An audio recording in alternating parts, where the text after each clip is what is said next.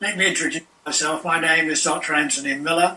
I'm an MD physician and epidemiologist, currently Professor Emeritus at the Dalai Lama School of Public Health at the University of Toronto.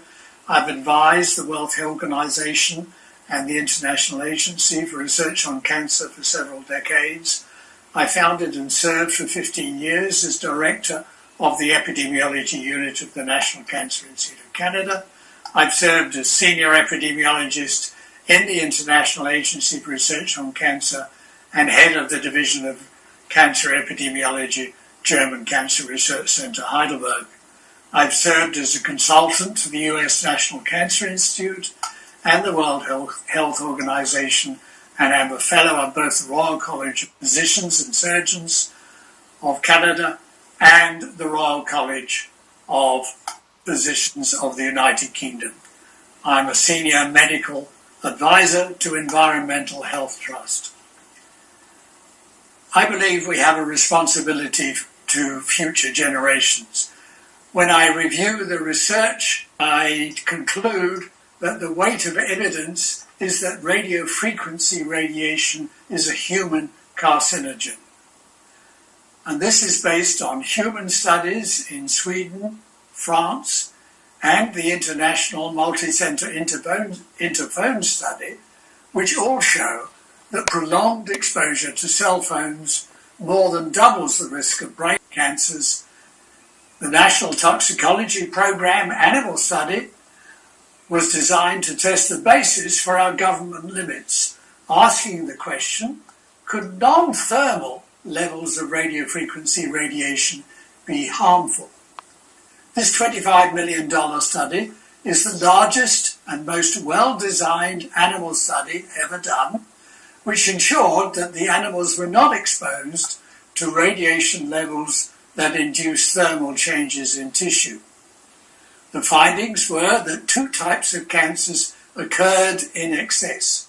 The very same types of cancers found in excess in the epidemiology studies of long-term cell phone users. Another critical finding, they found DNA damage in the brain of some of the exposed groups. And there are also supporting studies showing the adverse effects of radiofrequency radiation on numerous biomarkers of cellular damage. The combination of all this evidence does not just inform us about risks posed by cell phones, but also to all exposures to radiofrequency radiation, including from cell towers. It is all the same type of radiation.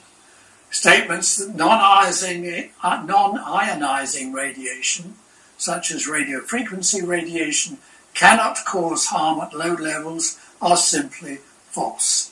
Statements that there are no established health effects at levels below the Federal Communications Commission limits are misleading. These limits do not equate with safety. Safety is not assured when FCC limits are met. These limits were set by groups with strong industry connections made up of engineers and physicists, not medical professionals, public health experts, and not toxicologists. I'm one of over 236 scientists who have published on this issue and who are calling for more protective limits to radiofrequency radiation exposure. This is not just about cancer. Peer-reviewed scientific research has also found headaches, damage to brain development, and damage to reproductive systems follow from this exposure. Therefore, my opinion is that the weight of evidence supports the classification of radiofrequency radiation as a human carcinogen, implying hazard at all levels of exposure, so that we must reduce exposure as much as possible, especially to children. Cell towers should be kept as far away from children and places like schools as far as possible. Thank you for your attention.